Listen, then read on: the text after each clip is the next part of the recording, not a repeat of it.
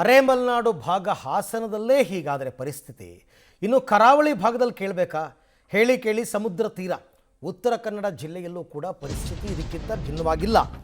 ಉತ್ತರ ಕನ್ನಡ ಜಿಲ್ಲೆಯಲ್ಲಿ ಬಿಸಿಲ ಆರ್ಭಟ ಹೇಗಿದೆ ಅಂತಂದರೆ, ಕಡಲ ತೀರಕ್ಕೆ ಇಳಿಯದ ಪ್ರವಾಸಿಗರೇ ಬರ್ತಾ ಇಲ್ಲ. ಫಸ್ಟ್ ಆಫ್ ಆಲ್ ಸೀಶೋರ್ಗೆಲ್ಲ ಇವಾಗ ಹೋಗಬಾರ್ದು. ಈ ಬಿಸಿಲಲ್ಲಿ ಪ್ರವಾಸಿಗರಿಲ್ಲದೆ ಜಲಸಾಹಸ ಕ್ರೀಡೆಗಳೆಲ್ಲವೂ ಕೂಡ ಉತ್ತರ ಕನ್ನಡ ಜಿಲ್ಲೆಯಲ್ಲಿ ಹೆಚ್ಚು ಕಡಿಮೆ ಬಂದಾಗ್ಬಿಟ್ಟಿದೆ. ವೀಕೆಂಡ್ ಅಂತಂದ್ಬಿಟ್ಟು ಪ್ರವಾಸಿಗರು ತುಂಬ ಸಂಖ್ಯೆಯಲ್ಲಿ ಬರ್ತಾಯಿದ್ರು ಕಡಲ ತೀರಕ್ಕೆ. ಇಲ್ಲ, ಮಂಗಳೂರು, ಉಡುಪಿ, ಉತ್ತರ ಕನ್ನಡ ಎಲ್ಲಿ ಹೋದರೂ ಇದೇ ಪರಿಸ್ಥಿತಿ. ಬಿಕೋ ಅಂತ ಇದೆ ರವೀಂದ್ರನಾಥ್ ಕಡಲ ತೀರ. ಆ್ಯಕ್ಚುಲಿ ಬಿಸಿಲು ಕಡಿಮೆ ಇದ್ದರೆ ಸ್ವಲ್ಪ ನೀರಲ್ಲಿ ಆಟ ಆಡೋದಕ್ಕೆ ಜನ ಆದರೂ ಬರ್ತಾಯಿದ್ರು. ಈಗ ಬಿಸಿಲು ಹೆಂಗಿದೆ ಅಂದರೆ ಮನೆಯಿಂದ ಹೊರಗಡೆ ಕಾಲಿಡೋದೇ ಬೇಡ, ಆ ಪರಿಸ್ಥಿತಿ. ಹೊರಗಡೆ ಓಡಾಡೋದಕ್ಕೆ ಹಿಂಸೆ. ಅಂಥದ್ರಲ್ಲಿ ಇನ್ನು ಕಡಲ ತೀರಕ್ಕೆ ಹೋಗೋಕ್ಕಾಗತ್ತಾ? ಸಹಜವಾಗೇ ಪ್ರವಾಸಿಗರ ಸಂಖ್ಯೆ ಇಳಿಮುಖ ಆಗಿರುತ್ತೆ.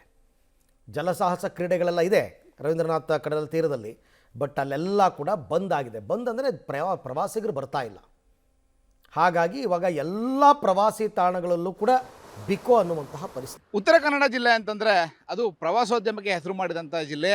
ಇಲ್ಲಿನ ಕರಾವಳಿ ತೀರಕ್ಕೆ ವೀಕೆಂಡ್ ಅಂತ ತಕ್ಷಣ ಪ್ರವಾಸಿಗರ ದಂಡೆ ಹರಿದು ಬರ್ತದೆ. ಆದರೆ ಬಿಸಿಲ ಜಳಪು ಎಷ್ಟಿದೆ ಅಂತಂದರೆ, ಇಲ್ಲಿನ ತಾಪಮಾನ ಹೆಚ್ಚಾಗ್ತಾನೆ ಇದೆ. ಇದರಿಂದಾಗಿ ಬಿಸಿಲಿನ ತಾಪಮಾನಕ್ಕೆ ಪ್ರವಾಸಿಗರು ಸಮುದ್ರ ತೀರಕ್ಕೂ ಇಳಿಲಿಕ್ಕೆ ಈಗ ಹೆದರುವಂಥ ಸ್ಥಿತಿ ಇದೆ. ಹೀಗಾಗಿ ಭಾಳಷ್ಟು ಕಡಲ ತೀರಗಳಲ್ಲಿ ಈಗ ಪ್ರವಾಸಿಗಳಿದ್ದಾರೆ, ಬಿಕೋ ಎನ್ನುತ್ತಿದೆ. ನಾವಿವತ್ತು ಕಾರವಾರದ ಕಡಲ ತೀರದಲ್ಲಿದ್ದೀವಿ. ನಿಮಗೆ ನಾನು ತೋರಿಸ್ತೀನಿ ಇಲ್ಲಿಯ ಚಿತ್ರಣ ಹೇಗಿದೆ ಅಂತೇಳಿ.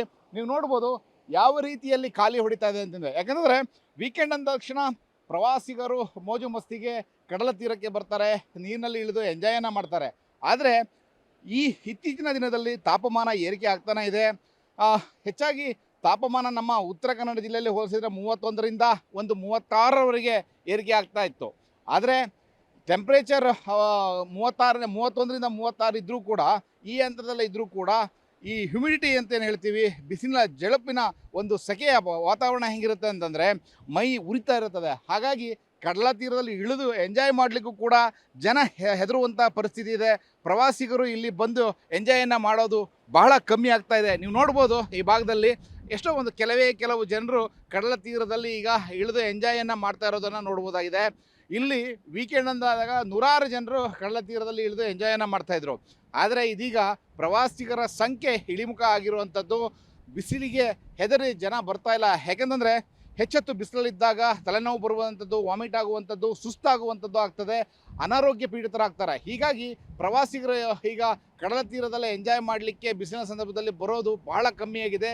ಸಂಜೆಯ ವೇಳೆಯಲ್ಲಿ ವಾಯುವಿಹಾರಕ್ಕೆ ಬರೋದನ್ನು ಬಿಟ್ಟರೆ ಈ ಭಾಗದಲ್ಲಿ ಪ್ರವಾಸಿಗರು ಕೂಡ ಭಾಳ ವಿರಳವಾಗ್ತಾ ಇರುವಂಥದ್ದು. ಇನ್ನು ಜಲಸಾಹಸ ಕ್ರೀಡೆ ನಿಜವಾಗಲೂ ದುರಂತ ಅಂತಲೇ ಹೇಳಬೇಕಿತ್ತು. ಯಾಕೆಂತಂದರೆ ಬಿಸಿಲು ಹೆಚ್ಚಾಗಿದ್ದರಿಂದಾಗಿ ಜಲಸಾಹಸ ಕ್ರೀಡೆಗಳು ಬಂದಾಗಿದೆ. ಕಾರವಾರದಲ್ಲಿ ನೀವು ನೋಡ್ಬೋದು, ನೋಡಿ ಇವೆಲ್ಲ ಜಲಸಾಹಸ ಕ್ರೀಡೆಗೆ ಉಪಯೋಗವಂಥ ಬೋಟ್ಗಳು. ಪ್ರವಾಸಿಗರು ಬಂದವರು ಬೋಟ್ನಲ್ಲಿ ವಾಯುವಿಹಾರಕ್ಕೆ ಹೋಗ್ತಾಯಿದ್ರು, ಕಡಲ ತೀರದಲ್ಲಿ ಬೇರೆ ಬೇರೆ ಪ್ರದೇಶಗಳಿಗೆ ಇಲ್ಲಿ ಎಂಜಾಯ್ ಮಾಡಲಿಕ್ಕೆ ಹೋಗ್ತಾಯಿದ್ರು. ಆದರೆ ಈಗ ನೀವು ನೋಡ್ಬೋದು ಇಲ್ಲಿ ಖಾಲಿ ಹೊಡಿತಾ ಇದ್ದಾವೆ. ಯಾಕೆಂತಂದರೆ ಬಿಸಿಲಿನ ಪ್ರಮಾಣ ಹೆಚ್ಚಾಗಿದ್ದಾವೆ. ಇದರಿಂದ ಸಾಕಷ್ಟು ಸಮಸ್ಯೆ ಆಗ್ತಾ ಇರುವಂಥದ್ದು.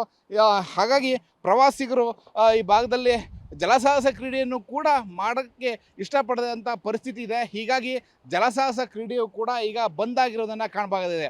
ಒಟ್ಟಿನಲ್ಲಿ ಬಿಸಿಲಿನ ತಾಪ ಉತ್ತರ ಕನ್ನಡ ಜಿಲ್ಲೆಯ ಪ್ರವಾಸೋದ್ಯಮಕ್ಕೂ ದೊಡ್ಡ ಹೊಡೆತ ಕೊಟ್ಟಿರುವಂಥದ್ದು. ಕ್ಯಾಮರಾಮನ್ ಸುರೇಂದ್ರ ಜೊತೆ ನವೀನ್ ಸಾಗರ್, ಪಬ್ಲಿಕ್ ಟಿವಿ, ಕಾರವಾರ.